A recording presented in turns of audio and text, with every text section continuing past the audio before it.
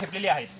विद्यार्थी मित्र हो बघितला आणि आपण सगळे आदिवासीच आहोत, म्हणून या ठिकाणी आपल्या समोर जे ज्येष्ठ मंडळी या ठिकाणी आलेले आहेत, तर तुम्हाला सगळ्यांना प्रश्न पडला असेल की नेमकं काय आहे. तर यांचा मूळ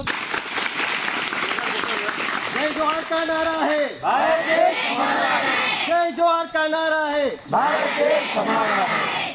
यानंतर आपल्या उपस्थित केतन दादा बामणिया यांचा सत्कार वसावे शिवदास सर करतील असं मी त्यांना विनंती.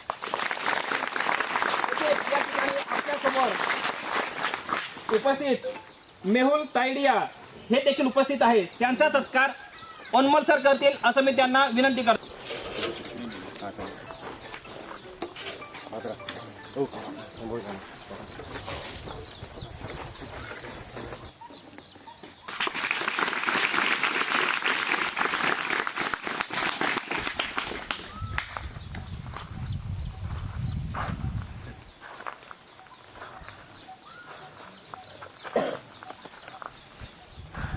नंतर या ठिकाणी आपण बऱ्याच ठिकाणी आपल्या सर्वांचे जे परिचयाचे आणि सगळ्यांचे लाडके असे आपल्या समोर बऱ्याचदा दिसून येतात. आपल्याला ज्या ज्या वेळेस आपल्या आदिवासी समाजावर असेल किंवा इतर समाजावर असेल, शैक्षणिक असेल, आर्थिक असेल, सामाजिक असेल, ज्या ज्या वेळेस अडचण येते त्या त्या वेळेस आपल्या समोर उभं असतात.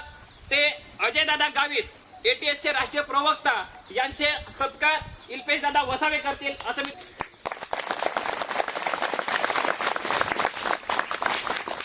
तर यांचे जे काही आदिवासी आपल्या समाजाचे जे काही प्रश्न आहेत, तर त्या प्रश्नावर नेमकं आपण कशा पद्धतीने तोडगा काढू शकतो हा सगळ्यात मोठा त्यांचा व्ह्यू आहे.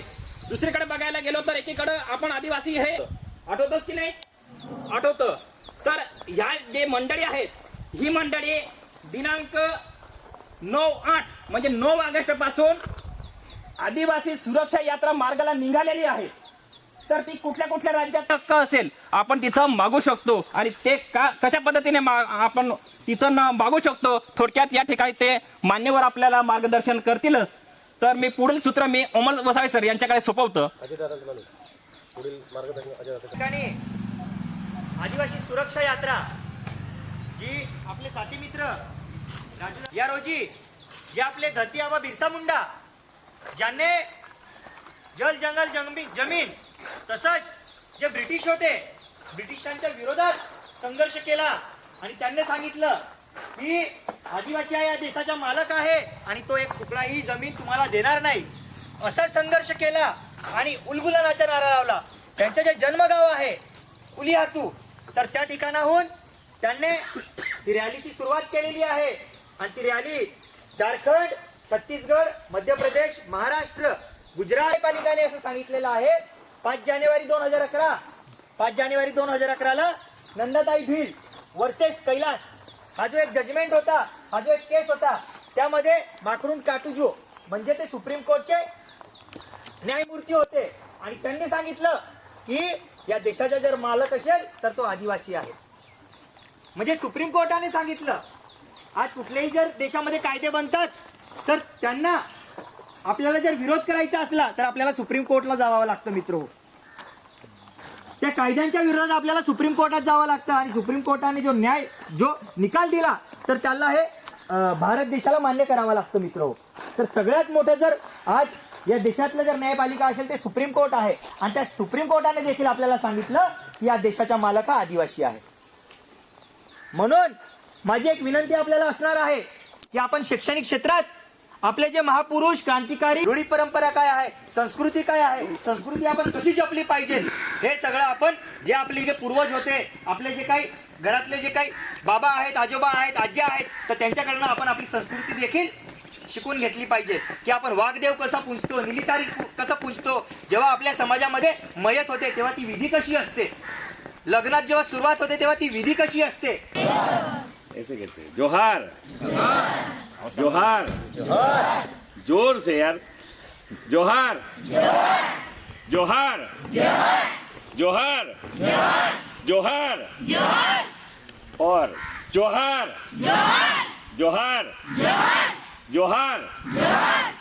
जय आदिवासी.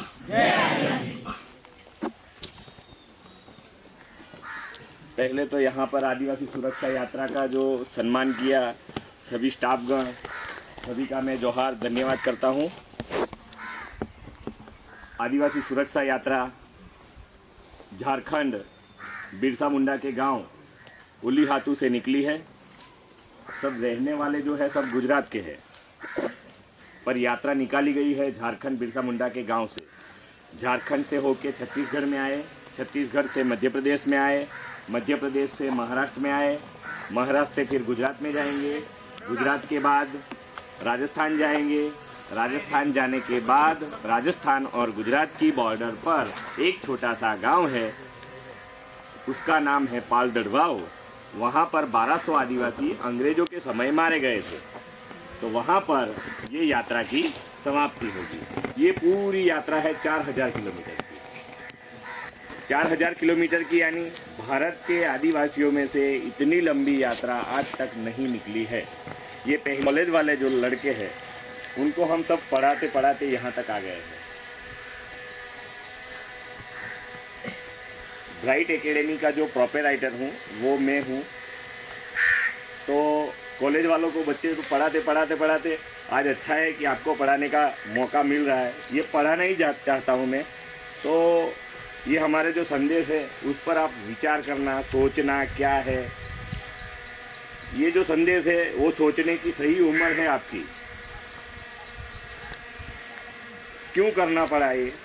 तो यही सोच लेके जैसे 15-20 साल से धीरे धीरे धीरे आदिवासियों पर क्या हो रहा है, आदिवासियों पर क्या बीत रहा है, आदिवासियों पर किस तरह से अत्याचार हो रहे हैं, आदिवासी के हक अधिकार क्या थे, हमें जो पढ़ाया जा रहा है वो पढ़ाई जा रहा है, हमें उसमें से कुछ सीखना है ना? क्या सीखना है वो हम सब पर निर्भर रहता है। आदिवासित्व पर क्या काम आएगा और आने वाले समय में हम हमारे समाज के लिए, हम हमारे गांव के लिए, हम हमारे परिवार के लिए, हम अपने समाज के लिए किस तरह से हेल्प करेंगे, ये सब चीज़ें अभी से लड़ना शुरू करना होगा। यही आपकी उम्र है। संदेश लेके निकलना ही था।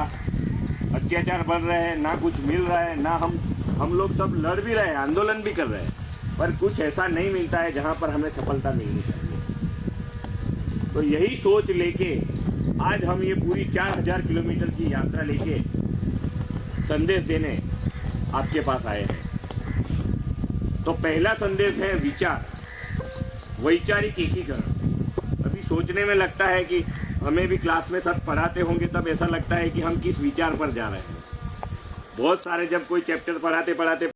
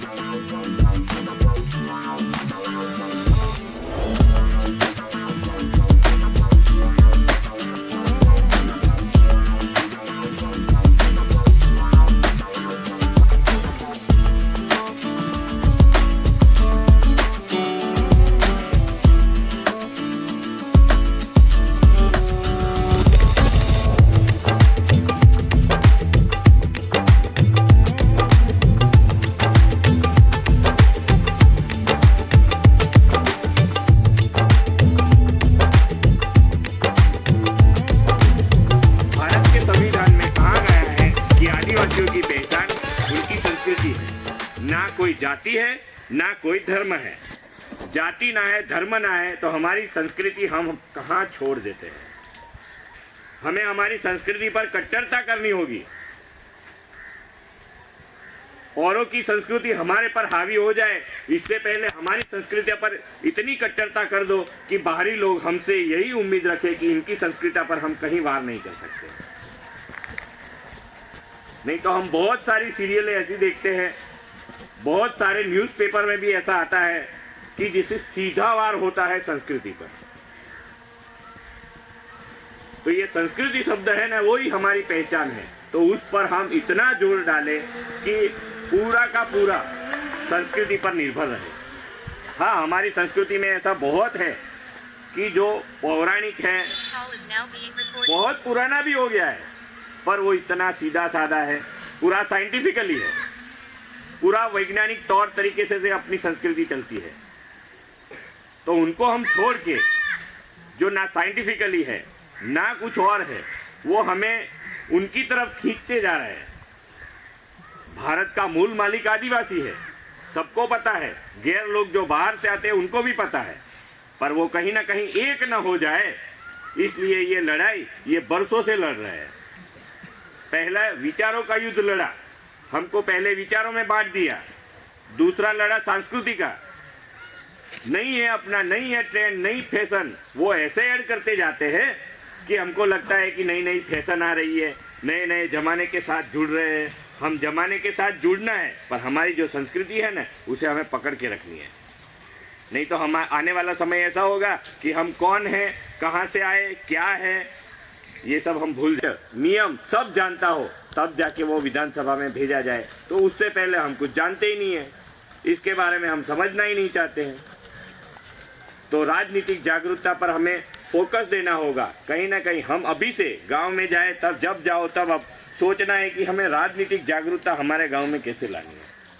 सामाजिक जागरूकता तो आ रही है, जैसे 9 अगस्त आती है, पूरे शहर भर जाते हैं, सब लोग को लगता है कि अपना त्योहार आ रहा है, पर औरों की भी त्यौहार में हम लोग निकल जाते हैं। हमारे त्यौहार में तो निकलते हैं, पर औरों के त्यौहार जो पता ही नहीं है कहाँ से आए हैं, जो अपने से कुछ लेना देना नहीं था, फिर भी उन त्योहारों में हम ऐसे मिलजुलते। हाँ, क्यों मिलते हैं वो भी एक बात है, क्योंकि हमारे जो पुरखों ने हमें सिखाया है समानता, सिखाया था कि समानता है, सह अस्तित्व की खोज, यानी समानता और सह अस्तित्व की खोज में हम लोकतंत्र की रचना पूरे भारत में कर चुके हैं। पर आज वही लोकतंत्र हमारे पर आदिवासी राजकीय जागरूकता न होने के लिए आज वो हमारे पर हावी हो रहा है। तो हमें समझना होगा, ये 3 संदेश में हमें इतना गहराई से सोचना होगा कि हम किस विचार पर जा रहे हैं। विचार बहुत बड़ा युद्ध है, बहुत बड़ा युद्ध है विचार वाला। संस्कृति पर कौन वार कर रहा है? जैसे आज आप कहीं आप वो मुसलमान वाले जो है, कोई हिंदू वाले, कोई ख्रिस्ती वाले, उनके एक धर्म संप्रदाय के एक विचार पर चलते हैं। तो आज हमारा आदिवासी का विचार क्या है?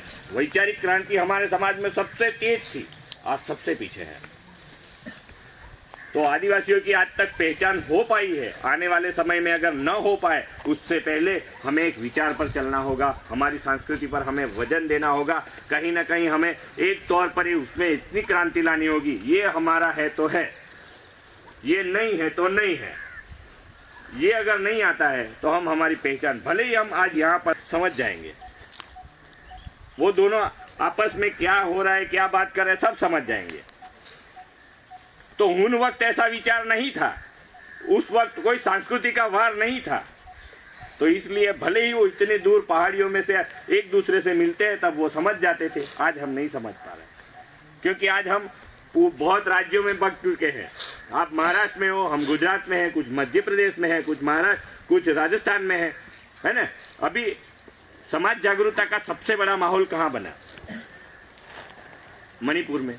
मणिपुर में घटना हुई ना, तो गांव में जो नहीं जानते थे, जो पढ़े लिखे नहीं थे, जो कभी ना मोबाइल यूज किया ना कभी टेलीविजन देखा, फिर भी उन लोगों ने सुना कि मणिपुर में कुछ हो रहा है। तो पूरे भारत के आदिवासी एक होने की बात कर रहे हैं, पर कहां कहां अलग है, तो ये 3 संदेश पर भार देना। विचारों पर कहां कहां बंटवारा हो रहा है, संस्कृति पर बंटवारा हो रहा है। वो कैसे हो रहा है? जैसे हम लोग गुजरात से, यहाँ पर कुछ घटना होती है तो हम बोले महाराष्ट्र में हो रहा है, गुजरात वालों को क्या है? तो यहाँ एक पहला बंटवारा हो गया, एक राज्य की सीमा बना दी। मध्य प्रदेश में कुछ हुआ, महाराष्ट्र में से बोल रहे अरे मध्य प्रदेश में हो रहा है, महाराष्ट्र वालों को क्या? अरे हम महाराष्ट्र के नहीं है, हम भारत के आदिवासी है, हम किसी राज्य की सीमा वाले नहीं है। मणिपुर में हुआ तो भी अपने लोग थे, मध्य प्रदेश में हुआ वो भी अपने लोग थे। जोहार, जय आदिवासी, जय आदिवासी, जय आदिवासी, जय भारत।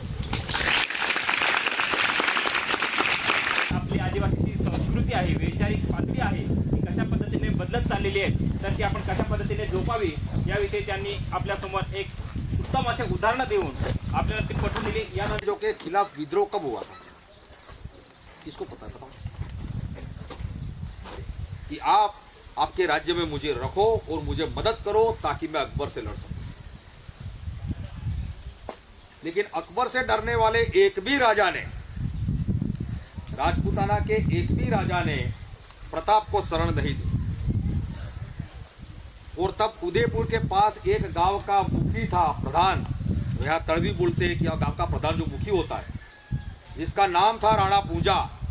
और उसको जब ये पता चला कि प्रताप अकबर से भागता फिरता है, तब उसने अपने गांव में बुलाया, अपने पास रखा और अपने आदिवासी भीलों की सेना इकट्ठी करके उसको दी और उससे अकबर के साथ लड़ाई के लिए वो तैयार हुआ और अकबर के सामने लड़ा. फिर अकबर को वहां से भगाया और उदयपुर का राजा उसको बनाया. फिर बिरसा मुंडा के बारे में तो आप जानते हो कि नहीं जानते हो? बिरसा मुंडा 25 साल की उम्र में शहीद हो गया था, वो आपको पता है? सिर्फ 25 साल की उम्र में. आप लोगों से 10 साल से ज्यादा बड़ा नहीं था वो, और वो शहीद हो गया अपने आदिवासी समाज के लिए. इसलिए आज हम उसको भगवान मान रहे हैं. और अजय दादा ने जो बात बताई थी, जयपाल सिंह मुंडा, जयपाल सिंह मुंडा के बारे में आप क्या जानते हो? रहे थे प्रजातंत्र कैसा होना चाहिए वो बात करे, तब जयपाल सिंह मुंडा ने खड़े होकर कहा कि आप हम आदिवासियों को प्रजातंत्र मत सिखाओ, क्योंकि हमारे आदिवासी तो सदियों से प्रजातंत्र में ही जीते हैं. तो इतनी बड़ी बात जयपाल सिंह मुंडा ने संविधान सभा में कही. संविधान सभा के जो मेंबर के तौर पर जयपाल सिंह मुंडा के जानकार अकेले जो हॉकी की टीम भारत को सबसे पहला गोल्ड मेडल दिलवाया था, वो किसको पता है? तो एक हमारा आदिवासी हीरो, कानून का जानकार, देश का संविधान बनाने वाला, वो एक नेशनल इंटरनेशनल लेवल का खिलाड़ी था हॉकी का, उसका कप्तान था और पढ़ाई में इतना होशियार था कि उस वक्त की सबसे बड़ी परीक्षा पास करके यहाँ सबसे बड़ा अफसर बना था.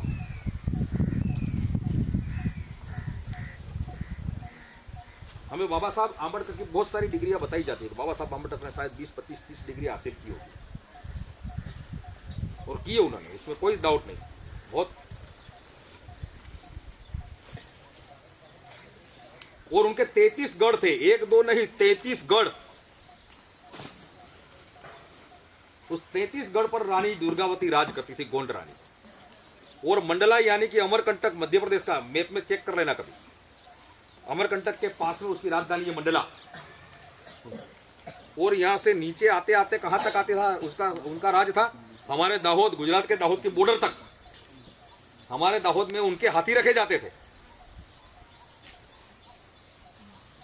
वहां से करीब 700-800 किलोमीटर दूर उनके हाथियों के पालने की जगह थी. तो उनका राज कितना बड़ा होगा. जिसको उस बनिए ने कहा कि जा 4 मन यानी कि 80 किलो के बाट, वजनी होता है ना जो तोलने के, उसको मणि का बोलते, क्या बोलते यहाँ, क्या बोलते, बाट, जो वजनिया जो होता है, जो तोलने के लिए होता है, से 80 किलो के, मतलब कि 4 मन के बाट लाने के लिए उस बनिए ने बोला. तो वो आदिवासी गया, एक हाथ में 2-2 मणि के उठा के ले आया. मतलब 40 किलो इधर 40 किलो इधर, 80 किलो वजन वो उठा के लाके रख दिया. तो बनिए बोला कि यार तुम ये 80 किलो उठा लिया. बोला हाँ मैंने उठा लिया. तो इतने बहादुर लोग थे. जो मैंने छोटा था तब मैंने ये बात सुनी, तब मुझे भी गर्व हुआ कि यार हमारे आदिवासी इतने बहादुर, 80 किलो वजन, 40 इधर 40 इधर में.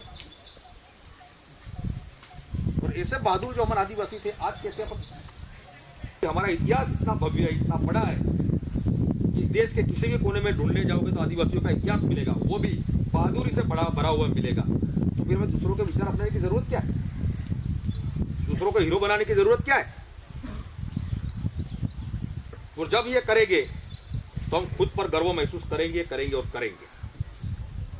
और वैसा सांस्कृतिक शुद्धिकरण की बात है. हमारे देश पर दूसरे धर्मों का, दूसरे समुदायों का जब आदिवासियों को टारगेट किया गया, आज जो गैर आदिवासी लोग जिनका जो धर्म है,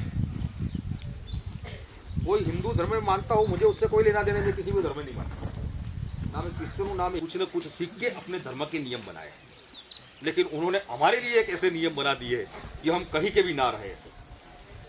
तो हमें हमारे पुरखों के जो नियम है, पुरखों की जो संस्कृति, और संस्कृति के अनुरूप फिर से हमें जीवन जीना शुरू करना पड़ेगा। ये हमारी यात्रा का एक संदेश है। तो सामाजिक और राजकीय संगठन जागरूकता की बात है, वो बात आप लोगों के लिए अभी थोड़ी जल्दी होगी। आपको पता भी नहीं होगा, शायद केतन भाई ने आज बताया तब पता चला होगा कि 7 मार्च 1922 के दिन इस पाल दड़वा में 1200 आदिवासियों को मार दिया गया था अंग्रेजों द्वारा, और उसी जगह पर हम उसका समापन करने वाले हैं। और वो जगह हमने इसलिए चुनी है कि मानगढ़ के बारे में और दूसरी सारी जगहों के बारे में तो लोगों को पता है, लेकिन पाल दड़वा जहाँ 1200 आदिवासियों को मारा गया था वो किसी को पता नहीं है, कहीं इतिहास में भी दर्ज नहीं है। इसलिए हम उसको उजागर करने के लिए हमने समापन वहाँ पर रखा है। वडील हे आपले आयडियल्स असायला हवे। आपले जे स्वातंत्र्य सैनिक आहेत, जे या देशासाठी स्वातंत्र्य प्राप्तीसाठी जे लढले, ते आदिवासी असेल किंवा इतर थर पुरुष असेल, यांना आपण रिअल हिरो मानले पाहिजे। जे सलमान खान, अक्षय कुमार हे जे काही तुम्ही जे नाही, याच्याकडे आम्ही कुठेतरी दिवसातून काही का असेना थोडक्यात वेळ काढून आम्ही तिथं लक्ष देऊ, असं मी तुमच्याकडे जय आदिवासी।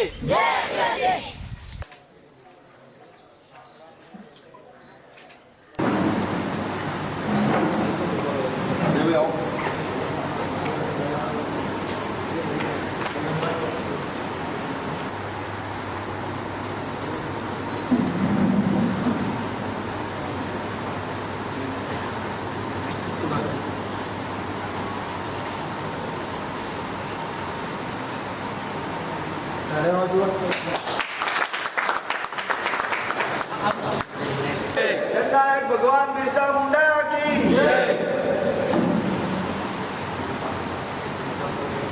जय जोहर का नारा है, भारत देश हमारा है। जय जोहर का नारा है, भारत देश हम जीतेंगे, लड़ेंगे, जीतेंगे। हमो आका एक से, एक तीर एक कमान, आदिवासी एक समान।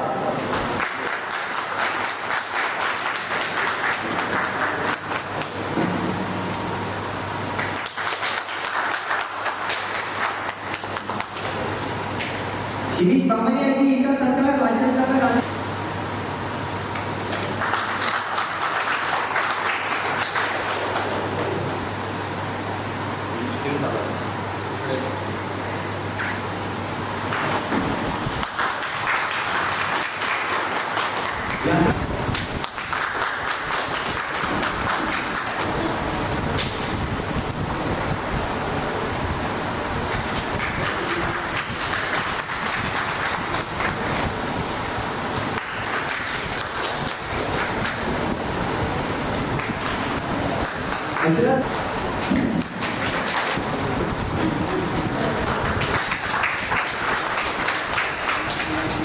आज यहाँ पर जो यात्रा का स्वागत हुआ, सम्मान किया गया है, इसलिए यहाँ की जो पूरी टीम है उनको मैं एक बार धन्यवाद देता हूँ।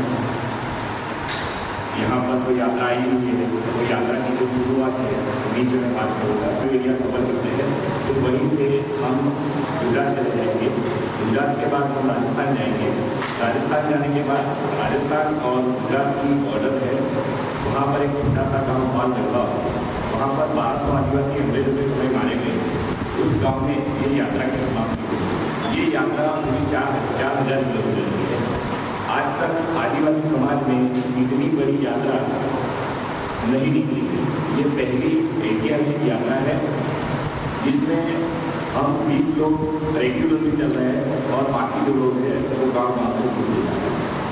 तो ये यात्रा हमने क्यों निकाली है? क्योंकि 15 साल से हम देख रहे हैं कि आदिवासी हक अधिकार की बात आती है, आदिवासी समाज की जो संविधान से जुड़े हैं, तो 3 संदेश में पहला संदेश है जो है वैचारिक एकीकरण,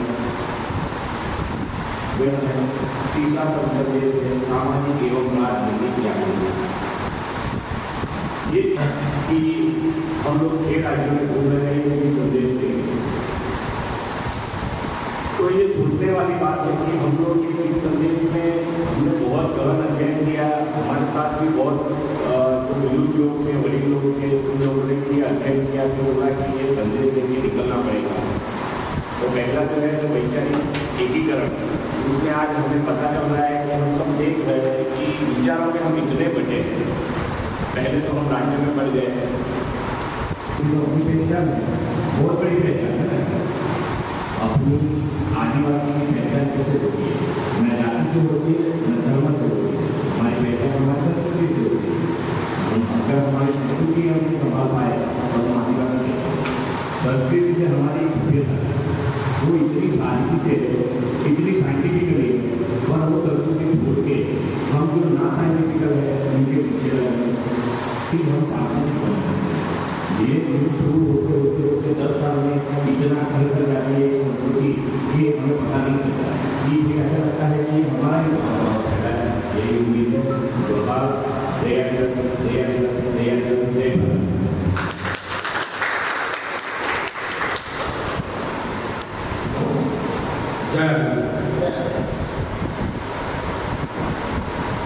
आदिवासी सुरक्षा यात्रा जो अपने काम के लिए बिरसा मुंडा के गांव से लेके हम निकले। केतन भाई ने बताया वैसे 4 साल से सोच रहे थे, लेकिन कोरोना और गुजरात का इलेक्शन वजह से हम यहाँ नहीं आ सके। इस बार हमने तय किया कि 7 मार्च 1922 को 1200 आदिवासियों को मारा गया और जगह पर समापन होना था। ये पूरी यात्रा हम पैदल निकाले। जहाँ भी आदिवासी रहता होगा कहीं ना कहीं आदिवासी पर कोई न कोई अत्याचार होता है। उस अत्याचारों की पराकाष्ठा जो है हमने अभी भी देखी।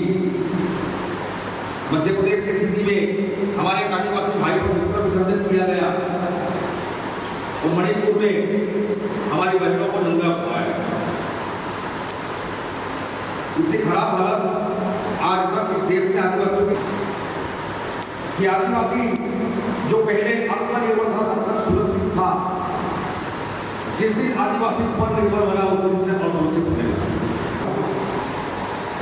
तो हमने अपने विचारों में भी आने वाले समय में जब मुश्किल आएगी तो मुश्किलों से निपटने के लिए हमें क्या करना है, चाहे वो अकाल हो, चाहे भूकंप हो, चाहे कोई भी मुश्किल। जब सुनामी आई तब आपने देखा होगा कि अंडमान निकोबार का इलाका में सुनामी में था, वहां एक भी आदिवासी नहीं बना।